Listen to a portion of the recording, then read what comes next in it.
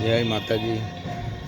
2025ની આ છેલ્લી પૂનમ, હવે 2026નું વર્ષ ચાલુ થશે। એટલે આજના લગ્ન પણ બહુ જોવાથી, કારણ કે બધાને દર્શનનો લાભ મળે। એટલે અવાય નહીં અવાય તો કોઈ ચિંતા નહીં કરવાની, માતાજી આવનું સારું કરશે। કારણ કે હું તમને અહીંથી દર્શન કરાવી રહ્યો છું, તો તમે દર્શન કરી લેજો અને પ્રસંગમાં પૂરું ધ્યાન આપજો।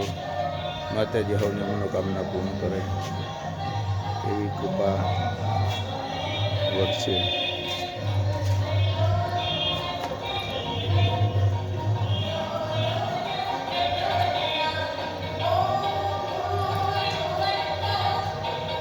અંબાજી મને મળશે, બધાએ પ્રેમથી દર્શન કરજો, અવાય નહીં અવાય। કારણ કે લગ્નનો દિવસ હોવાથી બધાને વ્યવહારની પણ ફરજ બને છે।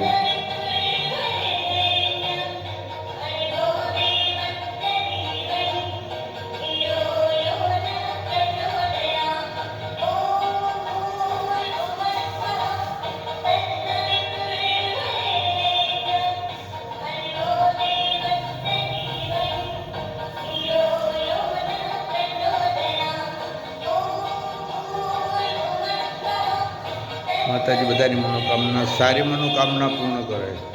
ખરાબ કોઈ વિચાર કરવા નહીં, હંમેશા બધાને સાથ સહકાર આપવો અને કોઈની ઈર્ષા કરવી નહીં, એ જ આજનો મેસેજ છે। કારણ કે ઈર્ષામાં ઘણાના ઘર બરબાદ થઈ ગયા છે, માટે મહેરબાની કરીને શંકા કુશંકા લાગે તો પૂછી લેજો, પણ કોઈ જાતનું મગજમાં મનમાં કોઈ એવો વેમ નહીં રાખવાનો જેથી આપણું કલ્યાણ કરે। માતાજી તો આપણી જોડે હોય જ છે, પણ આપણા જે અનેક વિચાર એવા પ્રબળ બને એના હિસાબે આપણું કાર્ય અટકતું હોય છે। માટે શ્રદ્ધાપૂર્વક ભજન કરો, અને હંમેશા છેલ્લે તો કુળદેવી જ આવે છે, એટલે માટે આપણે એનું જ ભજન કરવું જરૂરી લાગે છે। દર્શન કરવા તમે ગમે ત્યાં જાઓ એનો વાંધો નથી, જાઓ આવો મજા કરો, પણ ઈચ્છા તો માત્ર આપણી માતાજી આગળ જ રાખજો। જય માતાજી। હંમેશા ખુશ રહેજો અને સારા વિચાર કરીને આગળ વધજો। માતાજી આપણું કામ હંમેશા સારું જ કરશે। જય માતાજી।